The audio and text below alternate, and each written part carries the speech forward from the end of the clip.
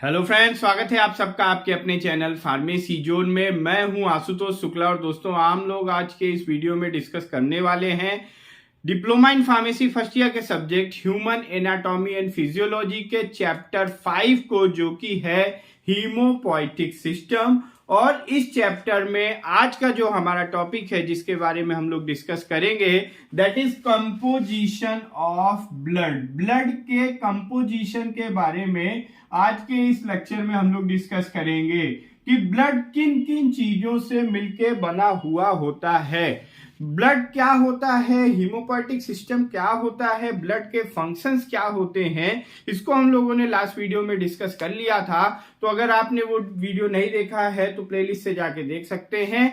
आइए शुरू करते हैं आज का अपना topic, that is composition of blood. और शुरू करने से पहले अगर अभी तक आपने चैनल को सब्सक्राइब नहीं किया है तो जल्द से जल्द चैनल को सब्सक्राइब कर लें। तो दोस्तों हम लोग इसको पहले एक फ्लो चार्ट के रूप में देखेंगे कि ब्लड किन किन चीजों से मिलके बना हुआ होता है, मींस ब्लड का कंपोजिशन क्या होता है। तो सबसे पहले अगर हम ब्लड कंपोजिशन को समझने के लिए ब्लड को कैटेगराइज करेंगे तो ब्लड हमारा यानी कि जो हमारा रक्त होता है ये दो पार्ट्स में डिवाइड होता है। इसके कॉन्स्टिट्यूएंट में पहला होता है ब्लड वॉल्यूम और दूसरा होता है सेल फ्रैक्शन। मतलब अगर हम इसका जो इसके कंपोजिशन है इनकी ब्रॉड स्टडी करें तो फर्स्ट ये दो पार्ट्स में ही डिवाइड होता है, blood volume and cell fraction.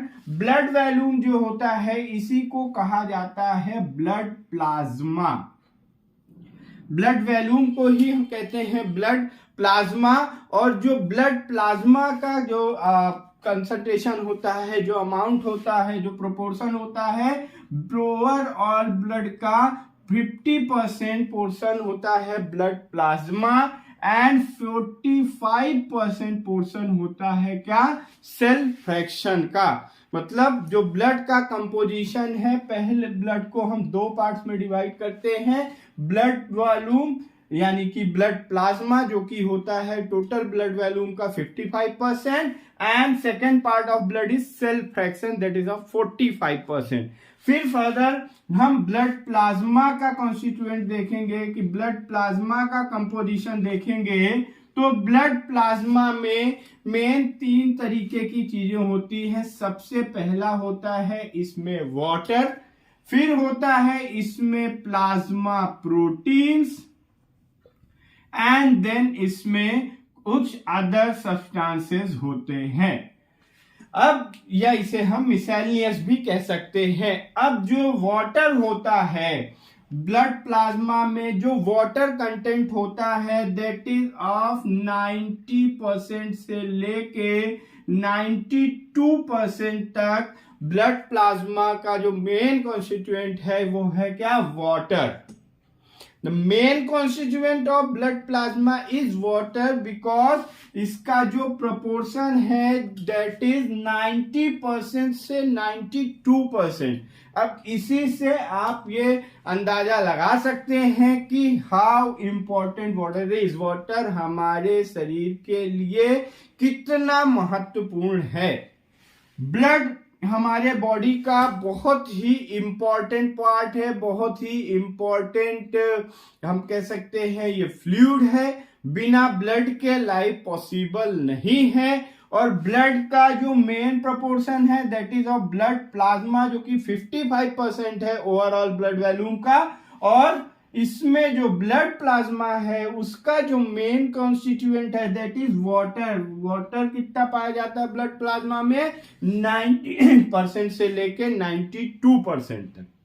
Then plasma protein का जो प्रोपोर्शन होता है वो होता है 7%। ब्लड प्लाज्मा में प्लाज्मा प्रोटीन होते हैं 7%। और अदर्स में आ जाते हैं आपके, इनका जो प्रोपोर्शन होगा वो होता है 1%। अदर्स जो कंपाउंड होंगे, अदर जो सब्सटेंसेस होंगे that is 1%।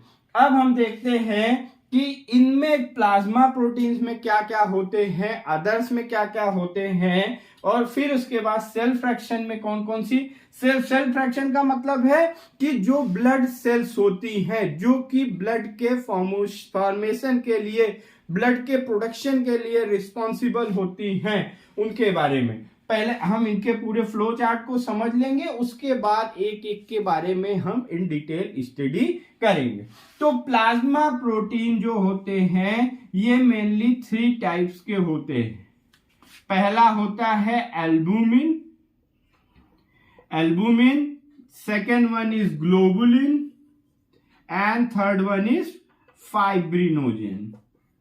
Albumin, globulin and fibrinogen, ये 3 तरीके के प्लाज्मा प्रोटीन्स ब्लड में पाए जाते हैं जिनका अपना अलग अलग काम होता है, इनके अलग अलग फंक्शंस होते हैं। इसके बारे में भी अभी हम लोग आगे डिस्कस करेंगे। अब अदर यानी जो मिसलेनियस कंपाउंड्स हैं, जो other than water and plasma protein blood plasma में क्या पाया जाता है, उसमें होता है आपका सबसे पहले इसमें पाए जाते हैं क्या, इलेक्ट्रोलाइट्स, जो कि हमारे बॉडी में इलेक्ट्रिसिटी प्रोड्यूस करते हैं। इलेक्ट्रिसिटी मतलब कि जो हमारे बॉडी में चार्जेस, आयंस जो होते हैं उन्हें हम कहते हैं इलेक्ट्रोलाइट। देन यहाँ पे जो सेकंड कंपाउंड पाया जाता है other than electrolyte, that is nutrients पाए जाएंगे, हार्मोन्स पाए जाते हैं, वेस्ट प्रोडक्ट्स पाए जाते हैं, वेस्ट प्रोडक्ट्स और गैसेस पाई जाती है।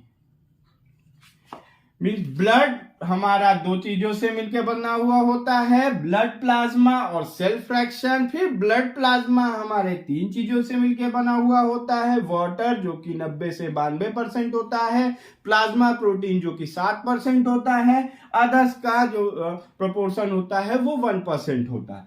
प्लाज्मा प्रोटीन 3 टाइप के होते हैं, albumin, globulin and fibrinogen. And जो मिसलेनियस कंपाउंड है, अदर कंपाउंड्स हैं तथा electrolyte, nutrient, hormones, waste product and gases. अब हम देखते हैं सेल फ्रैक्शन के बारे में।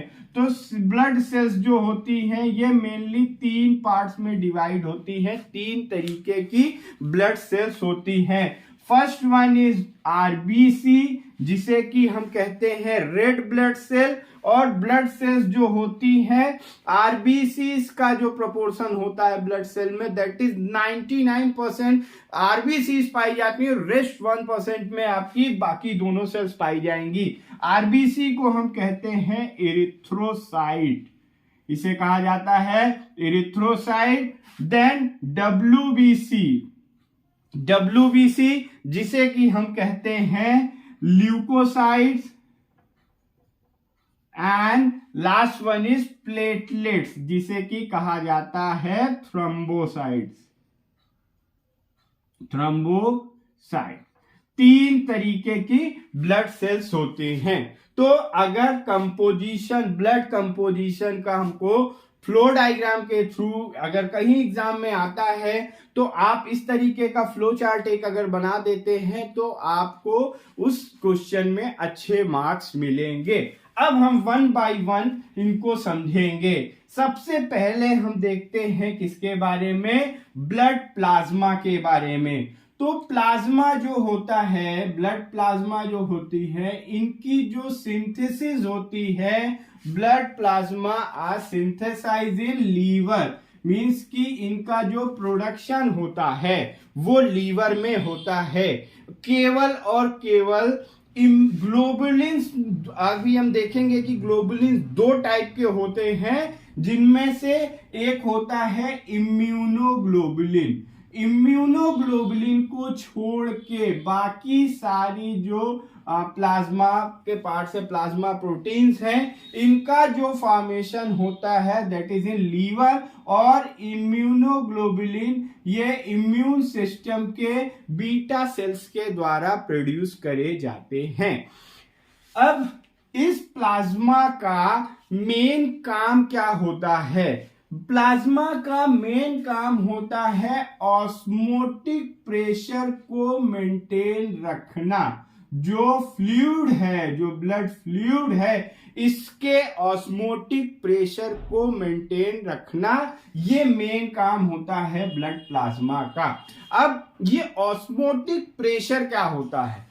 ऑस्मोटिक प्रेशर मतलब किसी भी सॉल्यूशन में ऑस्मोटिक प्रेशर मतलब कि वो सॉल्यूशन जिस भी जगह पे है वो वहीं पे बना रहे। नहीं, अगर हमारा जैसे ब्लड जो है ये कैपिलरीज वेन्स में फ्लो कर रहा है और अगर इसका ऑस्मोटिक प्रेशर प्रॉपर मेंटेन नहीं रहेगा, ऑस्मोटिक प्रेशर अगर इसका फॉल डाउन हो जाएगा, अगर ऑस्मोटिक प्रेशर रिड्यूस हो जाएगा, तो यहां से जो हमारा फ्लूइड है मेन, इसमें से जो वाटर है ये शिफ्ट कर जाएगा इस कैपिलरी से अदर टिश्यूज में, और अगर ये अदर टिश्यूज में शिफ्ट हो जाएगा तो ये एडिमा कॉज कर सकता है। एडिमा कॉज कर सकता है। एडिमा जहां पे वाटर एक फ्लूइड एक सैक के अंदर फॉर्म हो जाता है जो फर्दर चल के एक डिजीज का रूप ले लेती है। सो ब्लड प्लाज्मा जो होता है, blood plasma are synthesise in liver only other than immunoglobulin. Immunoglobulins are produced by the beta cells of immune system, and the main function of blood plasma is to maintain the osmotic pressure of fluid, because if the osmotic pressure of fluid will be reduced or fall down either by the less production or any other causes, then that fluid will shift in other tissues or other organs which can cause edema. Then अब हम देखते हैं plasma proteins के बारे में। Water के बारे में तो आप सबको पता ही है, वाटर के बारे में हमें कुछ समझना नहीं है। हम मेन अब देखेंगे प्लाज्मा प्रोटीन्स के बारे में। तो सबसे पहला जो प्लाज्मा प्रोटीन है दैट इज एल्बुमिन, और ये जो एल्बुमिन है ये मोस्ट एब्यूंडेंट प्लाज्मा प्रोटीन है। मोस्ट एब्यूंडेंट प्लाज्मा प्रोटीन का मतलब कि सब तीनों प्लाज्मा प्रोटीन में सबसे ज्यादा पाए जाने वाला, सबसे अधिक मात्रा में पाया जाने वाला प्लाज्मा प्रोटीन कौन है? एल्बुमिन। ये ओवरऑल प्लाज्मा प्रोटीन्स का 60% पार्ट जो होता है दैट इज ऑफ एल्बुमिन। और एल्बुमिन का मेन काम क्या होता है? इसका मेन काम होता है ऑस्मोटिक प्रेशर को मेंटेन रखना। ऑस्मोटिक प्रेशर को मेंटेन रखने का काम करता है, और ये कुछ सब्सटेंसेस के लिए कैरियर मॉलिक्यूल का भी काम करता है, जैसे कि कुछ ड्रग सब्सटेंसेस हो गए, कुछ हार्मोन्स हो गए, जैसे कि ड्रग सब्सटेंसेस में कुछ स्टेरॉइड्स हो गए, तो इनके लिए एल्बुमिन हमारा क्या काम करता है? कैरियर मॉलिक्यूल का, यानी कि ट्रांसपोर्ट करने का काम करता है।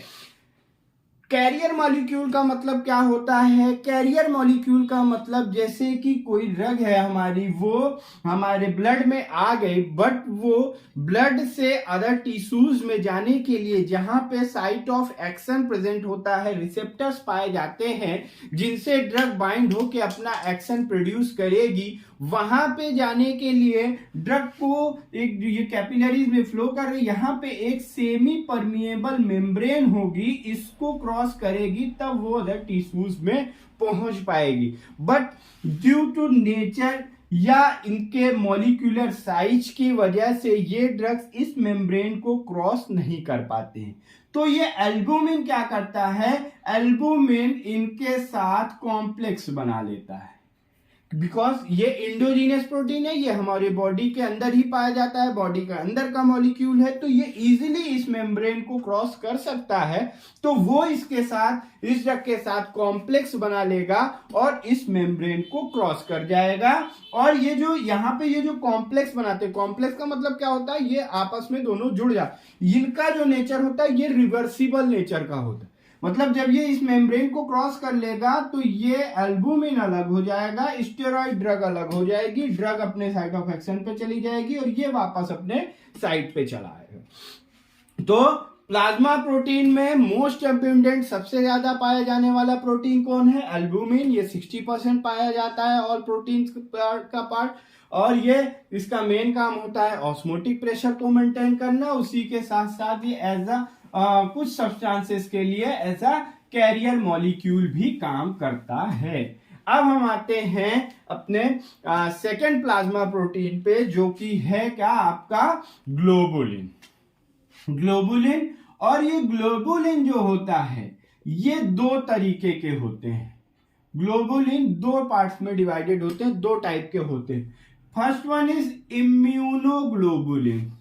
इम्यूनोग्लोबुलिन्स, जिन्हें हम IVG के नाम से भी जानते हैं, और ये होते हैं एंटीबॉडीज। और second one is transport globulins. तो दो तरीके के ग्लोबुलिन्स होते हैं। First one is immunoglobulin and second one is transport globulin. अब अगर हम इनके नाम पे ही जाएं, जैसा कि मैं हमेशा कहता हूं कि अगर किसी भी टर्म को हमें समझना है तो सबसे पहले हमें उस वर्ड को समझना होता। ग्लोबुलिन क्या है हमारा? Globulin is a plasma protein and immunoglobulin means कि ये क्या काम करता होगा? ये इम्यूनिटी से रिलेटेड काम करता होगा। तो इम्यूनोग्लोबुलिन ये क्या काम, इनका मेन काम क्या होता है? हमारी बॉडी के इम्यूनिटी को मेंटेन करते हैं।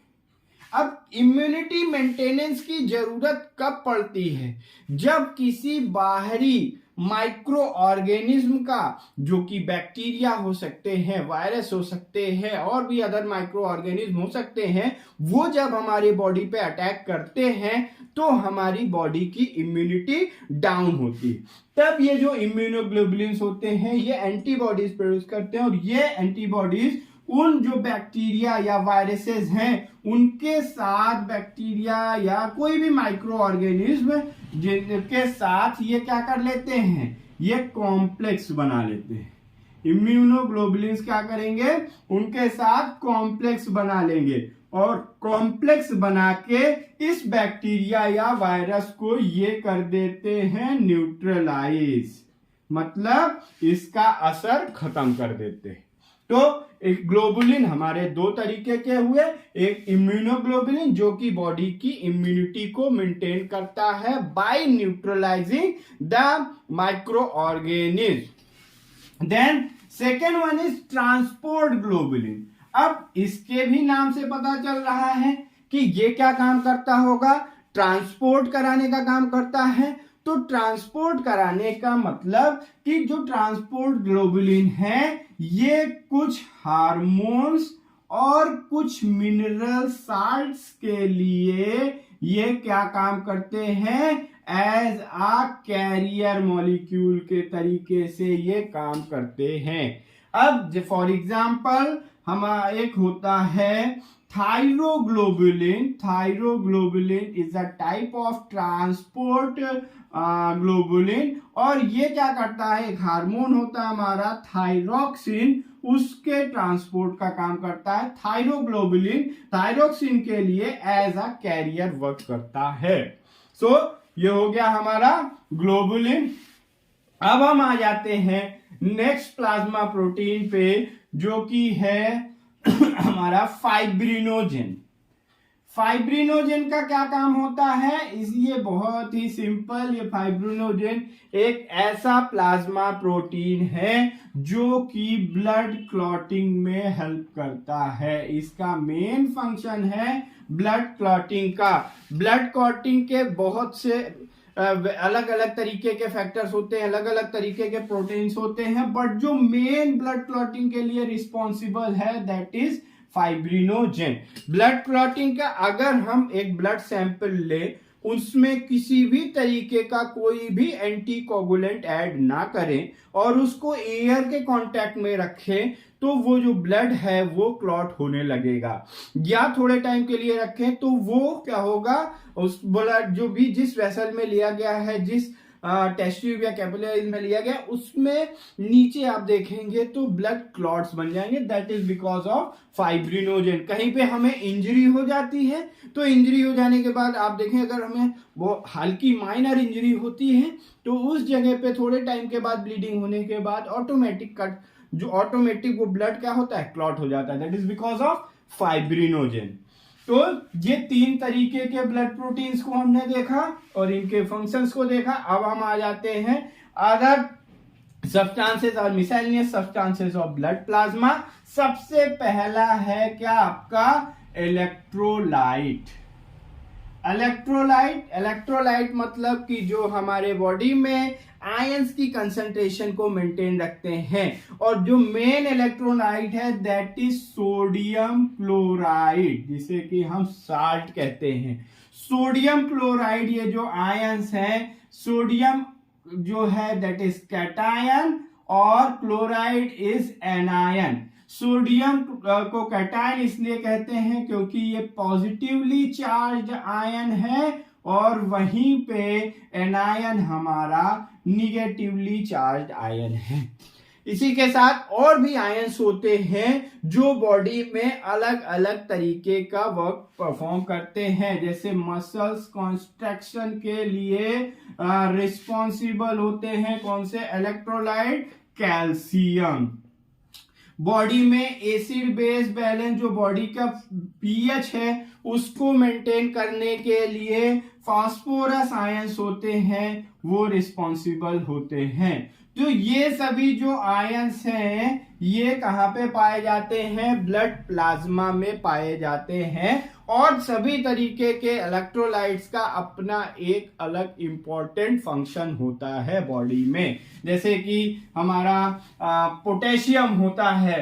पोटेशियम की कंसंट्रेशन अगर हमारे बॉडी में डिक्रीज कर जाए तो वो हमारे कार्डियक एरिथमिया यानी कि हार्ट प्रॉब्लम कर सकता है। वहीं पे अगर पोटेशियम की जो कंसंट्रेशन है, जो अमाउंट है वो बढ़ जाए तब भी वो हार्ट अटैक प्रोड्यूस कर सकता है। Then second substance of blood plasma in miscellaneous category is nutrients. Nutrients का मतलब जो हमारी बॉडी में जो हमारी सेल्स को एनर्जी प्रोड्यूस करते हैं, एनर्जी प्रोवाइड करते हैं, उनके एग्जाम्पल हैं ग्लूकोज, विटामिन्स, अमीनो एसिड्स। ये सब कहां पे पाए जाते हैं, ये सब पाए जाते हैं ब्लड प्लाज्मा में। देन हार्मोन्स भी अभी हमने देखा कि जो अलग अलग तरीके के हार्मोन्स होते हैं जो बॉडी ग्रोथ के लिए, बॉडी के फंक्शंस के लिए रिस्पॉन्सिबल होते हैं, that are also found in hormones. Then हमारा है वेस्ट प्रोडक्ट। वेस्ट प्रोडक्ट का मतलब जो यूरिया हो गया, जैसे क्रिटिनिन हो गया, यूरिक एसिड हो गया, ये सभी इसमें से कुछ लीवर्स में प्रोड्यूस होते हैं, उसके बाद ब्लड में पहुंचते हैं, फिर ब्लड इनको आगे कैरी करके किडनी में पहुंचाता है, जहां से ये वेस्ट प्रोडक्ट के रूप में बॉडी से बाहर निकलते हैं। तो इनको भी कैरी कौन करता है, ब्लड प्लाज्मा। देन हमारा जो लास्ट मिसलेनियस प्रोडक्ट है, last miscellaneous substance of blood plasma is gases. Gases में हमारे होते हैं ऑक्सीजन, जो मेन गैस है। ये ऑक्सीजन मेन जो है ये किसके द्वारा कैरी किया जाता है, ब्लड प्लाज्मा में ही पाया जाता है। और ऑक्सीजन जो मेन कैरी करता है वो आरबीसी सेल में होता है। आरबीसी सेल में पाया जाता है हीमोग्लोबिन आयन, जिसके बारे में हम आगे पढ़ेंगे जब हम सेल फ्रैक्शन के बारे में पढ़ेंगे। तो उस हीमोग्लोबिन में ऑक्सीजन मॉलिक्यूल्स अटैच रहते हैं। यहाँ पे 4 आयरन मॉलिक्यूल्स पाए जाते हैं, इन्हीं आयरन के साथ ये ऑक्सीजन मॉलिक्यूल्स भी अटैच होते हैं। तो ये था ब्लड प्लाज्मा के डिटेल के बारे में। अब हमारा बचता है सेल फ्रैक्शन, जिसको हम नेक्स्ट वीडियो में इन डिटेल डिस्कस करेंगे। तो गाइस ये था कंपोजिशन ऑफ ब्लड, और जहां पे हम लोगों ने ब्लड प्लाज्मा के बारे में डिटेल स्टडी करी। आई होप कि आपको ये टॉपिक समझ में आया होगा। इस टॉपिक से रिलेटेड कोई भी क्वेरी हो तो आप कमेंट बॉक्स में ड्रॉप कर सकते हैं। टॉपिक के पीडीएफ नोट को डिस्क्रिप्शन बॉक्स में दिए हुए लिंक से डाउनलोड कर सकते हैं। Thank you very much.